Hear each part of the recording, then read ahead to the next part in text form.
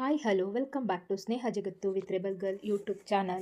ಇವತ್ತೇನಪ್ಪ special ಅಂತಂದರೆ 2026 state level preparatory examination SLCದು question ಪೇಪರ್ನ ಸಾಲ್ವ್ ಮಾಡೋಣ ಅಂತ ಬಂದಿದ್ದೀನಿ. ಎಸ್ಪೆಷಲಿ ಸೈನ್ಸಲ್ಲಿ ಫಿಸಿಕ್ಸ್ ಸಾಲ್ವ್ ಮಾಡೋಣ ಅಂತ ಇದ್ದೀವಿ. ಓಕೆನಾ, ಸೈನ್ಸ್ ಪೇಪರ್ನ ಸಾಲ್ವ್ ಮಾಡ್ತಾ ಇದ್ದೀನಿ. ಬನ್ನಿ ನೋಡೋಣ ಏನೇನು ಕ್ವಶನ್ ಇತ್ತು, ಹೇಗಿತ್ತು, ಏನು ಓದಬೇಕು ಫ್ಯೂಚರಲ್ಲಿ ಅನ್ನೋದನ್ನು ಕೂಡ ಡಿಸ್ಕಸ್ ಮಾಡ್ತಾ ಹೋಗೋಣ. ಈಗ ಫಸ್ಟ್ ಕ್ವಶನ್ಸ್ ಫಿಸಿಕ್ಸ್ ಪಾರ್ಟಲ್ಲಿ ಫಸ್ಟ್ ಕ್ವಶನ್ ಬಂದ್ಬಿಟ್ಟು SI ಯೂನಿಟ್ ಮೇಲಿದೆ. 1 ಮಾರ್ಕ್ಸ್ ಅಂತೂ SI ಯೂನಿಟ್ ಕ್ವಶನ್ಸ್ ಫಿಕ್ಸ್. ಓಕೆನಾ, 1 ಮಾರ್ಕ್ಸ್ ಕ್ವಶನ್, 1 ಮಾರ್ಕ್ಸ್ಗೆ SI ಯೂನಿಟ್. ಓಕೆನಾ, ಇಲ್ಲಿ ಯಾವ್ದು ಕೇಳಿದರೆ ಪೊಟೆನ್ಷಿಯಲ್ ಡಿಫ್ರೆನ್ಸ್. ಹಾಗಾದರೆ ಪೊಟೆನ್ಷಿಯಲ್ ಡಿಫ್ರೆನ್ಸ್ SI ಯೂನಿಟ್ ಯಾವುದು? ವೋಲ್ಟಾ, ಆಂಪೇರಾ, ಕೂಲುಮಾ, ಚಾರ್ಜಾ? SI unit of potential difference is volt. ಓಕೆನಾ, ಹಾಗಾದರೆ ನೀವು ಕ್ವಶನ್ ಪೇಪರ್ನ ಅನಲೈಸ್ ಮಾಡ್ತಿದ್ದೀರ ಅಂದ ತಕ್ಷಣ one thing you have to remember, ಯಾವಾಗ ಕ್ವಶನ್ಸ್ಗೆ ಆನ್ಸರ್ ಸಿಕ್ತು ರಿಮೈನಿಂಗ್ 3 ಏನಕ್ಕಾಗಲ್ಲ. ಹಾಗಾದರೆ ರಿಮೈನಿಂಗ್ 3ಗೆ ಆನ್ಸರ್ ಏನು ಅನ್ನೋದನ್ನು ಕೂಡ ನೀವು ಫೈಂಡ್ ಔಟ್ ಮಾಡಿ. ಹಾಗಾದರೆ ಆಂಪೇರ್ಗೆ SI ಯಾವುದು? ಆಂಪೇರ್ ಯಾವುದಕ್ಕೆ SI ಯೂನಿಟು? Electrical current. ಕರೆಂಟ್ಗೆ SI ಯೂನಿಟ್ ಯಾವುದು? ಆಂಪೇರ್. ಕೂಲುಮು ಯಾವುದಕ್ಕೆ? ಚಾರ್ಜ್. ಚಾರ್ಜ್ಗೆ ಕೂಲುಮ್. ಹಾಗಾದರೆ ಓಮ್ ಮೀಟರ್ ಯಾವುದಕ್ಕೆ? ರೆಸಿಸ್ಟಿವಿಟಿ. ರೆಸಿಸ್ಟಿವಿಟಿಗೆ SI ಯೂನಿಟ್ ಯಾವುದಪ್ಪ ಅಂತಂದರೆ that one will be ohm metre. Once again, potential difference SI unit volt, electrical current SI unit ampere, electrical charge SI unit coulomb, resistivity SI unit ohm metre. Then we have to move with next question. Current statement with respect to magnetic field in the given diagram is. Now they given you one diagram here. This one will be showing solenoid. This one will be showing solenoid. That solenoid will be connected with a battery. Now this circuit also showing. This one will be showing battery or cell. Okay, now connection of more than 2 cells we called as a battery. This one will be battery. Then this one will be solenoid. Solenoid inside current will be equal. Wherever there is a equal current inside the solenoid, you have to remember that point. See now, C will be current carrying solenoid. C ಏನಾಗಿದೆ? current carrying solenoid ಆಗಿದೆ. P and Q are the points inside the solenoid. P ಮತ್ತು Q ಎಲ್ಲಿದೆ? inside the solenoid ಒಳಗಿರುವಂತಹ ಪಾಯಿಂಟ್ಗಳದು. So then, 1 minute.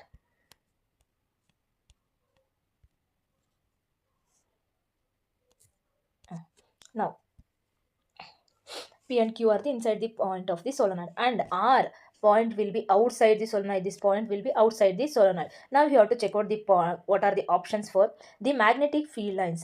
The magnetic field lines, A, P is more than Q. P is more than Q. ಹಾಗಾದರೆ P ಏನಾಗಿದೆ? Q ಗಿಂತ ಜಾಸ್ತಿ ಇದೆಯಾ? and Q is more than P. Check ಮಾಡೋಣ. R is more than P and Q. R P ಮತ್ತು Q ಗಿಂತ ಎರಡು ಜಾಸ್ತಿ ಇದೆಯಾ ಮ್ಯಾಗ್ನೆಟಿಕ್ ಫೀಲ್ಡ್ ಲೈನ್ಸು? ಅಥವಾ P and Q ಈಕ್ವಲ್ ಇದೆಯಾ ಅಂತ ಕ್ವಶನ್ಸ್ ಕೇಳಿದೆ. Already I said when this one will be solenoid, P and Q are the inside point of the solenoid, there is a equal magnetic field. There is a equal magnetic field. ಹಾಗಾದರೆ ಯಾವ option correct ಆಗುತ್ತೆ? Option D. P ಮತ್ತು Q ಅಲ್ಲಿ electric magnetic field ಏನಾಗಿರುತ್ತೆ? Same ಇರುತ್ತೆ. Then we have to go with next question. Okay, now 2 marks question. In the given diagram, which angle is bigger among the angle R1 and R2? Give reason. ನಮಗೆ ಇವೆರಡರಲ್ಲಿ R1 ಮತ್ತು R2 ಅಲ್ಲೇ ಯಾವುದು big angle ಅಂತ ಹೇಳಬೇಕು, ಜೊತೆಗೆ reason ಕೂಡ ಕೊಡಬೇಕಾಗಿದೆ. Okay, ಈಗ this one will be prism, glass slab. This one will be, this ray will be refracted ray. When ray will be passes from one medium to another medium, this one will be bend. How it will be bend? To rarer to denser. This one will be rarer medium, this one will be denser medium. Glass will be denser.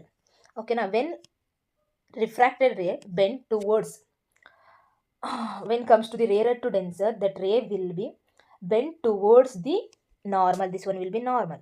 This one will be bent towards the normal. This one will be R1, refracted angle 1. When the refracted angle move from denser to again rarer, it will be away from the normal. If you observe picture only, okay, now if you clearly, sorry 1 minute. If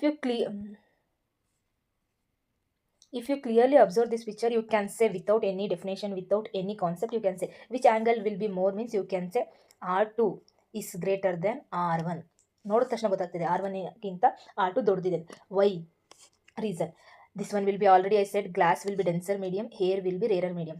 When refracted ray passes from denser to rarer, it will be away from the normal. ಈ ನಾರ್ಮಲಿಂದ ಏನಾಗಿದೆ, away ಆಗ್ತಾ ಇದೆ, ದೂರ ಹೋಗ್ತಾ ಇದೆ. That's why R2 is greater than R1. ಗೊತ್ತಾಯಿತು ಅಂತ ಅನ್ಕೋತೀನಿ. ಅರ್ಥ ಆಗಿದ್ರೆ ಕಮೆಂಟ್ ಮಾಡಿ, ಓಕೆನಾ. Then write a diagram of a symbol of the following component. ಈ ಕಾಂಪೊನೆಂಟ್ಗೆ ನಾವು ಸಿಂಬಲ್ ಬರಿಬೇಕು. ಸಿಂಬಲ್ ಏನಿದೆ, ಓಕೆ ಸಿಂಬಲ್ ನೋಡೋಣ. ಏನು ಕೇಳಿದ್ದಾರೆ, ರಿಯೋಸ್ಟಾಟ್ ಅಥವಾ variable resistant. First resistant draw ಮಾಡಿ. This one will be resistant and show one arrow mark. This one will be rheostat symbol, ಓಕೆನಾ. Wire crossing without joint, wire crossing without joint ಆಗಿಲ್ವಂತೆ. This one will be symbol for that one. If in case remainings ಕೇಳಿದ್ರು, this one will be or dry battery, dry cell. This one will be battery. Then resistance bulb, resistance. This one will be bulb. Then ammeter. Ammeter simply you have to go with A. You have to show directions plus and minus sign. Then voltmeter. This all are the symbol you must remember. Let us move to next question. Observe the given diagram of human eye. ಇಲ್ಲಿ human ಐದು ಒಂದು diagram ಕೊಟ್ಟಿದ್ದಾರೆ. Name the eye defect. Eye ಡಿಫೀಟ್ನ name ಮಾಡಬೇಕು. ಯಾವುದು ಇದು defect ಅಂತ. Indicated in this diagram and mention the lens use to correct this defect. ಇದು ಯಾವ ಡಿಫೀಟ್ ಅಂತ ಹೇಳಿ ಜೊತೆ ಕರೆಕ್ಷನ್ ಕೂಡ ಹೇಳಬೇಕಾಗಿದೆ. ಹಾಗಾದರೆ ಇಲ್ಲಿ ಏನು ರಿಫ್ರಾಕ್ಟೆಡ್ ರೇಯೆಲ್ಲ ಮೀಟ್ ಆಗ್ತಿದೆ, ಎಲ್ಲಿ ಮೀಟ್ ಆಗ್ತಾ ಇದೆ, ಇಟ್ ವಿಲ್ ಬಿ ಮೀಟೆಡ್ ಅಡಿಯ ಲಿಕ್ವಿಡ್ ಹತ್ರ ಮೀಟ್ ಆಗ್ತಾ ಇದೆ. ಇದು ರೆಟಿನಾ ಮೇಲೆ ಇನ್ನೂ ಟಚ್ ಆಗಿಲ್ಲ. ಓಕೆ, ಹಾಗಾದರೆ ಒಳಗೆ ಮೀಟ್ ಆಗ್ತಾ ಇದೆ ಅಂತಂದಾಗ ಯಾವುದಿದು ಅಂತಂದರೆ ಮಯೋಫಿಯಾ. ಯಾವುದಿದು, ಮಯೋಫಿಯಾ, ಓಕೆನಾ, ಅಥವಾ ಶಾರ್ಟ್ ಸೈಟೆಡ್ನೆಸ್ ಅಂತ ಕೂಡ ಕರಿತೀವಿ. ಇದಕ್ಕೆ ಯಾವುದು ಕರೆಕ್ಷನ್ಗೆ ಹೋಗಬೇಕು, ಕರೆಕ್ಷನ್ಗೆ ಏನಾಗ್ತೀರಾ ಹಾಗಾದರೆ ಅಂತಂದರೆ that one will be concave lens. ಯಾವ ಲೆನ್ಸು, ಕಾನ್ಕೇವ್ ಲೆನ್ಸ್ನ ಯೂಸ್ ಮಾಡ್ತೀವಿ. ಯಾವುದಿದು ಡಿಫೀಟ್ ಕೊಟ್ಟಿರುವಂಥದ್ದು ಮಯೋಫಿಯಾ, ಕರೆಕ್ಷನ್ಗೆ ಯಾವುದು ಕಾನ್ಕೇವ್ ಲೆನ್ಸ್ನ ಯೂಸ್ ಮಾಡಬೇಕು. If in case next time for example next ಪ್ರಿಪರೇಟಲ್ಲಿ ಈ ಡಯಾಗ್ರಾಮ್ ಕೊಟ್ಟು all refracted ray will be meeted at outside of the eye. Retina back side ಆಗ್ತಾ ಇದೆ ಅಂದರೆ ಯಾವುದಿದು, that one we called as a hypermetropia. ಯಾವುದು, hypermetropia. ಕರೆಕ್ಷನ್ಗೆ ಯಾವುದು ಯೂಸ್ ಮಾಡಬೇಕಾಗಾದ್ರೆ that one will be convex lens. Inside meet ಆದರೆ myopia concave lens, outside meet ಆದರೆ ಹೈಪರ್ ಮೆಟ್ರೋಫಿಯಾ ಕಾನ್ವೆಕ್ಸ್ ಲೆನ್ಸ್. ಓಕೆನಾ, ಅರ್ಥ ಆಯಿತು ಅನ್ಕೋತೀನಿ. Can I move with next question? Okay, now we are come to the problem ಕೊಟ್ಟಿದ್ದಾರೆ. ಏನಿದು, ಈ ಪ್ರಾಬ್ಲಮ್ನ ತುಂಬ ಮಕ್ಕಳು ತಪ್ಪು ಮಾಡಿದ್ದಾರೆ. ಏನಕ್ಕೆ, ಎಲ್ಲಿ, ಹೇಗೆ ಅನ್ನೋದನ್ನು ನಾವೀಗ ನೋಡ್ತಾ ಸಾಲ್ವ್ ಮಾಡೋಣ. ಇದನ್ನು ಈಗ ನೋಡಿ, ಎ ಪಾಯಿಂಟು ಬಿ ಪಾಯಿಂಟ್, ಈ ಮೂರು ಹೇಗೆ ಕನೆಕ್ಟ್ ಆಗಿದೆ ಮೀನ್ಸ್ ನಾನು ಇದನ್ನು ಎನ್ಲಾರ್ಜ್ ಮಾಡಿ ತೋರಿಸ್ತೀನಿ ನೋಡಿ. One resistance, second resistance, third resistant, ಓಕೆನಾ. R1 R2, ಓಕೆ ಒಂದು ನಿಮಿಷ ನೋಡಿ. One second, R1 R2 R3, ಓಕೆನಾ. R1 R2 R3. This one ಇಲ್ಲಿ ಪಾಯಿಂಟ್ ಎ ಬಿ. ಎಗೇನ್ ಈ ಡೌನ್ ಸೈಡ್ ಪಾರ್ಟ್ ಇದೆ ಏನಿದೆ ಅದನ್ನು ಮತ್ತೆ ತೊಗೋತೀನಿ ನಾನೀಗ. ಎಗೇನ್ ಈ ಕಡೆ ಬರೀತೀನಿ ನೋಡಿ. R4 R5 R4 R5. ಈಗ ಲಾಸ್ಟ್ ಬಂತು R6. ಇದು R6. ಸೊ ಈಗ ನೀವು ಬಿಡಿಸಿ ಬರೆದ್ರೆ that picture will be look like this. ಈಗ ಏನಾಗಿದೆ, R1 R2 R3 ಇವು ಮೂರು ಏನಾಗಿದೆ, ಸೀರೀಸಲ್ಲಿದೆ. ಎಗೇನ್ R4 R5 ಕೂಡ ಸೀರೀಸಲ್ಲಿದೆ ಆ್ಯಂಡ್ R6. ಈಗ R1 ಇದೊಂದು ಸೀರೀಸ್ ಅಂತ ತಗೋತೀರಾ. This 3 also one series, this 2 also one series, then this one. Now this 3 also now become a parallel. ಹಾಗಾದರೆ ಹೇಗೆ ಪ್ರಾಬ್ಲಮ್ ಸಾಲ್ವ್ ಮಾಡಬೇಕು ಅಂತಂದರೆ first R1 plus R2 plus R3 ಎಷ್ಟಾಗುತ್ತೆ, 15 plus 5 plus 5 that is 25. Full ಇದಿಷ್ಟು up side ಪಾರ್ಟ್ದು 25 ಬರುತ್ತೆ. Down side part ಎಷ್ಟು ಬರುತ್ತೆ, 20 plus 30 that is R4 plus R5 is equal to 20 plus 30. This one become 50. ಈಗ this 2 along with this one, it 3 also become parallel. ಹೇಗಿದೆ, parallel ಇದೆ. Now you have to go with a 1 by RP. ಏನು 1 by RP formula ಹಾಗಾದರೆ 1 by RP is equal to 1 by R1 1 by R2 1 by R3. sorry 1 by R3. ನಮಗೆ 1 by RP ಅಂದರೆ ಎಷ್ಟು ಬಂತು ಆಗಲೇ, 25 plus 1 by R2 ಎಷ್ಟು ಬಂತು, 50. 1 by R3 ಎಷ್ಟು ಬಂತು, 25. ಎಗೇನ್ 25. ಈ ಮೂರನ್ನ ನೀವು ಸಿಂಪ್ಲಿಫೈ ಮಾಡಿದ್ರೆ ಆನ್ಸರ್ ಎಷ್ಟು ಬರುತ್ತೆ ನೋಡಿ. ಯಾರು ಮಾಡಿ ಹೇಳ್ತೀರಾ ನೋಡಿ ಬೇಗ, ಎಷ್ಟು ಬರುತ್ತೆ ಆನ್ಸರ್ ಅಂತ. First you have to take LCM for this 3ಗೂ LCM ತೊಗೊಂಡಾಗ ನಿಮ್ಮ ಆನ್ಸರ್ ಏನಾಗಿರುತ್ತೆ ಅಂತಂದರೆ 5/50 ಆಗಿರುತ್ತೆ. 5/50 ಆಗಿರುತ್ತೆ. This one will be 1 by RP. ಹಾಗಾದರೆ RP ವ್ಯಾಲ್ಯೂ ಏನಾಗುತ್ತೆ, what is the RP value, you have to take reciprocal for RP. RP become 50 by 5, that is 10 ohm. Mention SI unit for resistance, that one will be 10 ohm. Once again I will explain that question how this 3 also one series, this 3 also one series, this 2 also another one series. Now this one will be parallel, this one will be parallel, this one will be parallel. For R1, R2, R3, 3 also you have to take parallels, then you have to go with 1 by RP. That answer will be 10 ohm. Okay, ಅರ್ಥ ಆಗ್ತಿದೆ ಅಂತ ಅನ್ಕೋತೀನಿ. Next we have to move with next question. Mention any 4 properties of magnetic field. ನೀವು magnetic field ಯಾವುದೇ lesson ಓದ್ತಾ ಇದ್ದೀರಾ, ಯಾವುದೇ answer ಮಾಡ್ತಾ ಇದ್ದೀರಾ ಅಂದ್ರೆ one thing you have to remember, go with a pictures. ಓಕೆನಾ? ಈಗ ಮ್ಯಾಗ್ನೆಟ್ ಡ್ರಾ ಮಾಡಿ, ಒಂದು ಬಾರ್ ಮ್ಯಾಗ್ನೆಟು, ಎನ್ ಮತ್ತೆ ಎಸ್ ತೋರಿಸಿ. ಪ್ರಾಪರ್ಟೀಸ್ ಕೇಳಿದರೆ ಓಕೆನಾ, ಮ್ಯಾಗ್ನೆಟಿಕ್ ಫೀಲ್ಡ್ ಲೈನ್ಸ್ ಡ್ರಾ ಮಾಡ್ತೀರಾ. Arrow mark from north to south. ಈಗ ಏನು ಬರೀಬೋದು ಆನ್ಸರ್ ಹಾಗಾದರೆ? Properties of A magnetic field.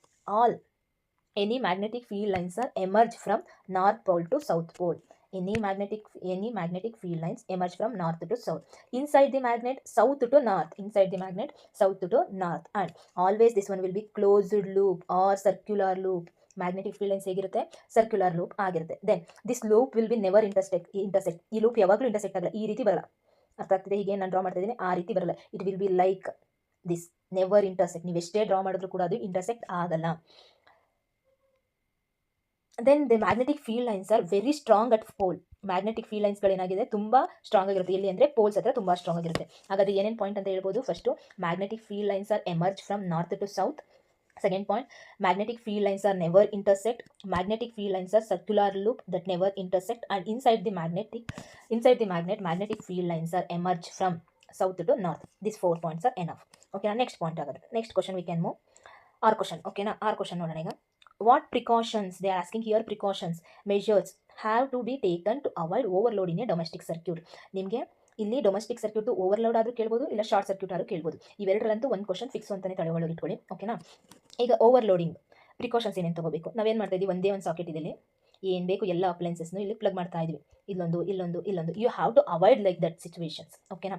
You have to avoid many appliances for a single socket. ಓಕೆನಾ? Should not connect. ಜಾಸ್ತಿ ಯಾವುದಕ್ಕೂ ಕನೆಕ್ಟ್ ಮಾಡ್ಕೋಬೋದು. One socket will be for one appliances only. ಓಕೆನಾ? First point ಏನು ಮಾಡ್ತೀರಾ? Should not connect to many appliances for a single socket.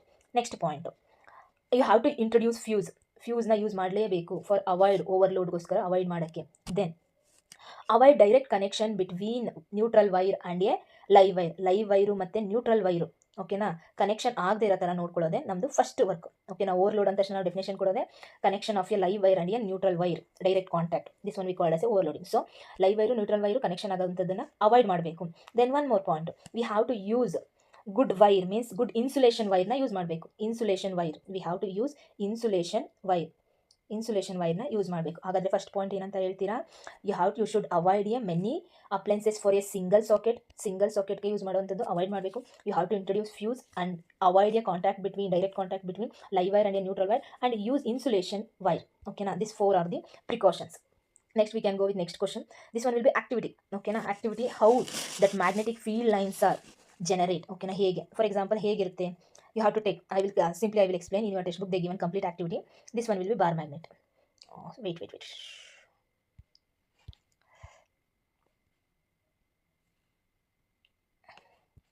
this one will be our magnet. Okay na, take one compass. Okay na, one compass togole. Compass means you already knew that one will be showing a direction. If I am kept this compass near to the north pole, means it will be showing some directions. Okay now this compass also act as a magnet. It will be showing deflections. If I am kept here, showing deflection. How I am keeping means that showing a magnetic field lines. It will be showing a magnetic field lines. Hege, how can I explain this activity? Plus you have to write steps. That one, take one white sheet, keep magnet on a white sheet and take compass. And you have to keep that compass will be at north pole. You have to keep that magnet. This one will be N and this one will be S. This one where you have to keep here. And it south pole turns towards the north pole. South pole of the magnet turns towards this side. Okay now it will be shows like this. And mark that position. Each position ಏನು ಮಾಡಿ mark ಮಾಡಿ, ಒಂದು into ಒಂದು plus ಹಾಕೋಬಂದು. Then you have to move that compassನ move ಮಾಡ್ತಾ ಬಂದಂಗೆ there is, if you join all that point means you get it a circular loop, that is magnetic field lines. Okay now this one will be activity in your textbook. You have to remember, most important question this one, don't skip. Okay now we can go with next question. That is ray diagram.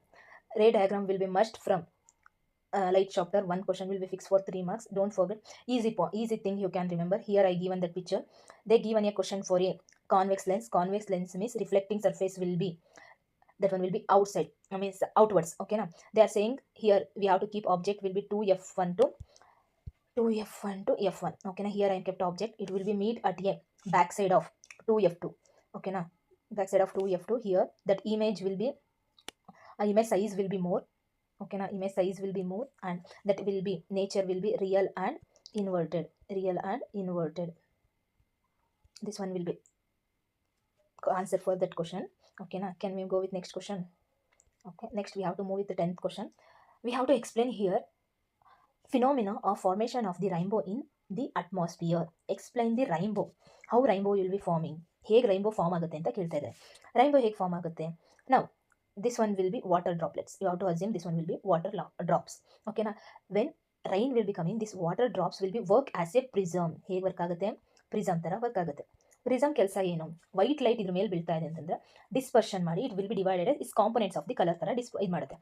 So ಇದು prism ತರ work ಮಾಡ್ತಾ ಇದೆ, automatically ಈ light split ಆಗ್ತಾ ಇದೆ. Split ಆದ್ಮೇಲೆ ಏನಾಗುತ್ತೆ, ಸನ್ಲೈಟ್ಗೆ ಇಟ್ ಟೇಕ್ ಇಂಟರ್ನಲ್ ರಿಫ್ಲೆಕ್ಷನ್ ತಗೊಂಡು ವಾಟರ್ ಡ್ರಾಪ್ಲೆಟ್ಸ್ ಈಚ್ ಅಟ್ಮಾಸ್ಫಿಯರ್ ಬಂದಾಗ it will be forming rainbow ಆಗಿ ಫಾರ್ಮ್ ಆಗುತ್ತೆ. It will be forming rainbow on a back side of the person. ಓಕೆನಾ, ಏನಂತ ಎಕ್ಸ್ಪ್ಲೈನ್ ಮಾಡ್ಬೋದು ರೈನ್ಬೋ ಹೇಗೆ ಫಾರ್ಮ್ ಆಗುತ್ತೆ ಅಂತಂದರೆ, water droplets acts like a prism. The water droplet refract and dispersion the sunlight ಏನು ಮಾಡುತ್ತೆ, ರಿಫ್ರಾಕ್ಟ್ ಮಾಡ್ತಾ ಡಿಸ್ಪರ್ಷನ್. ದೇ ರಿಫ್ಲೆಕ್ಟ್ ಇಂಟರ್ನಲಿ ಏನಿರುತ್ತೆ ಇದು ರಿಫ್ಲೆಕ್ಟ್ ಮಾಡ್ತಾ ಇರುತ್ತೆ. ಇಲ್ಲಿ ಹೋಗಿ ಲೈಟು ಟಚ್ ಆಯಿತು ವಾಟರ್ ಡ್ರಾಪ್ಲೆಟ್ಗೆ, it will be showing internal reflection. And then finally refraction it again while coming out from the water droplet. ಈಚೆ ಬರ್ಬೇಕಾದ್ರೆ ಅಗೇನ್ ಏನಾಗುತ್ತೆ, ರಿಫ್ರಾಕ್ಷನ್ ತಗೊಳುತ್ತೆ. Due to the depression of light in this manner rainbow is form. ಈ ಥರ ಏನಾಗುತ್ತೆ, rainbow formation ಆಗುತ್ತೆ.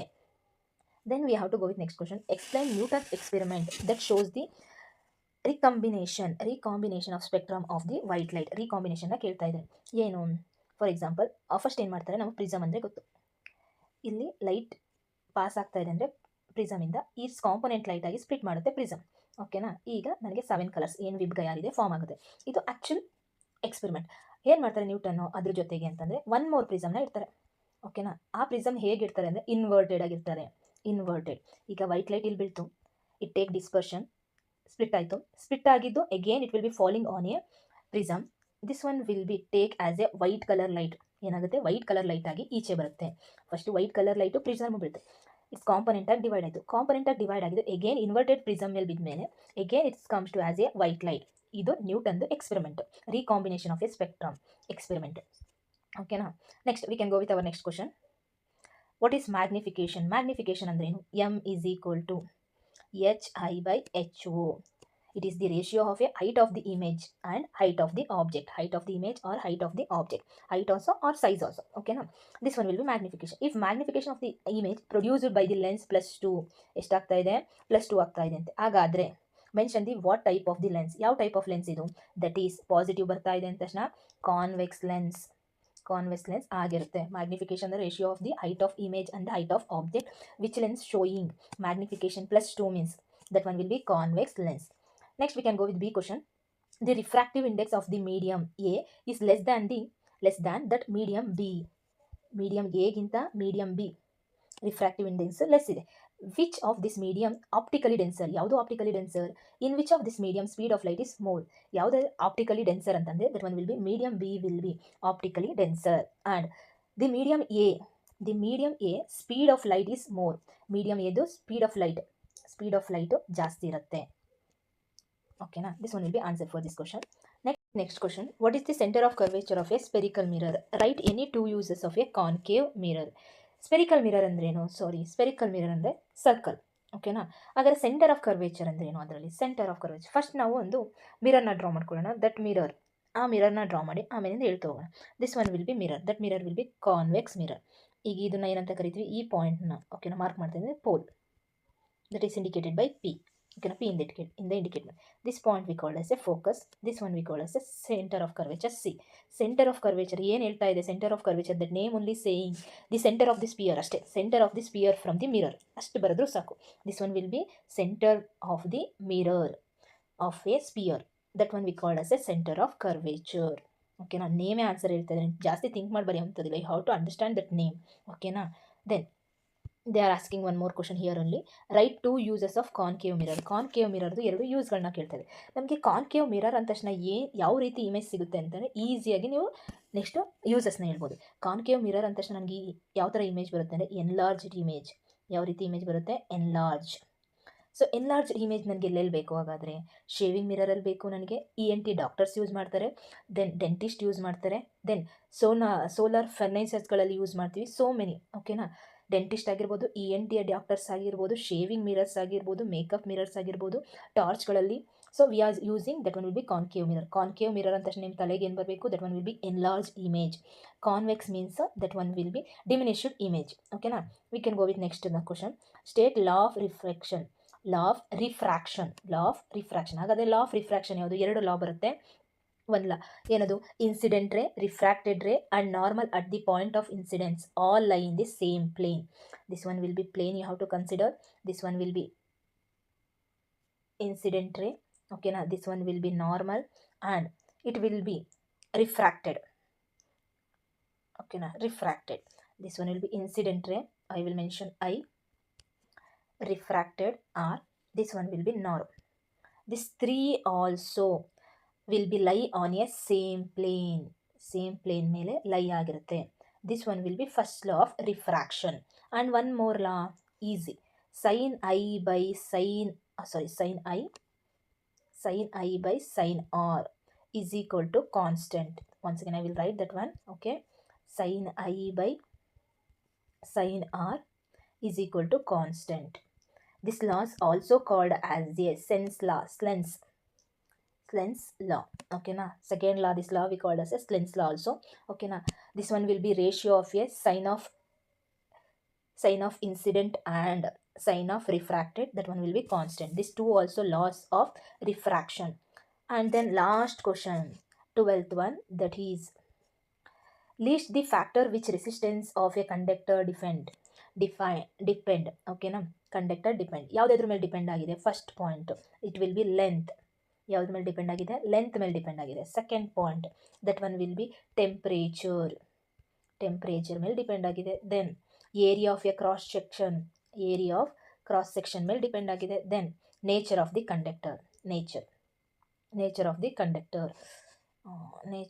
Conductor. ಇಷ್ಟು 4 points ಮೇಲೆ resistance will be depending. First one will be length, temperature, area of a cross section, nature of the conductor. Then B question, Joule's law. State joules ಲಾ. ಏನು joules ಲಾ ಏನು ಹೇಳುತ್ತೆ? H is equal to I square RT. H is equal to I square RT. Heat is directly proportional to square of the current, resistance and temperature. Definition for a Joule's law. Here they are asking mathematical form only. You have to remember that statement also. Heat is directly proportional to square of the current, resistance and temperature. This one will be formula. Okay na. Next, name any 2 device that work on the basis of Joule's law of heating. ನಿಮಗೆ Joule's law of heating ಏನು device ಅಂತ, ಯಾವ ವಸ್ತುವಿಂದ ನೀವು ಬಿಸಿ ಮಾಡ್ತೀವಿ. For example, you have take ಕೆಟಲಲ್ಲಿ ಏನು ಮಾಡ್ತೀವಿ? ನೀರನ್ನ ಬಿಸಿ ಮಾಡ್ತೀವಿ. Okay, that one be kettle. Then electrical heater, toaster, iron box, geyser, oven, this all will be working on a basis of a Joule's law ಮೇಲೆ ಕೂಡ ಜೌಲ್ಸ್ ಲಾ ಇಂದ work ಆಗುವಂಥದ್ದು. ಯಾವ ವಸ್ತುಗಳು ನಮಗೆ ಬಿಸಿ ಹೀಟ್ ಕೊಡುತ್ತೆ. ಓಕೆನಾ. That everything works under A Joule's law. This one will be our session of A physics part. ಓಕೆನಾ. ಇಲ್ಲಿ ನಿಮ್ಗೆ ಏನೇನು ಅರ್ಥ ಆಯಿತು ಅನ್ನೋದು ನಾನು ಕಮೆಂಟ್ ಮಾಡಿ ತಿಳಿಸಿ. ಏನಾದ್ರು ಅರ್ಥ ಆಗಿಲ್ಲ ಅಂದರೂ ಕೂಡ ತಿಳಿಸಿ, ಅದನ್ನು ನೆಕ್ಸ್ಟ್ ಟೈಮ್ ಕರೆಕ್ಟ್ ಮಾಡಿಕೊಂಡು ಫಾಲೋ ಅಪ್ ಮಾಡ್ತೀನಿ. Thank you for watching my video. ಯಾರು ಈ ವಿಡಿಯೋಗಿಂದ ಸಬ್ಸ್ಕ್ರೈಬ್ ಆಗಿಲ್ಲ, ಪ್ಲೀಸ್ ಸಬ್ಸ್ಕ್ರೈಬ್ ಆಗಿ ಸಪೋರ್ಟ್ ಮಾಡಿ. Thank you so much.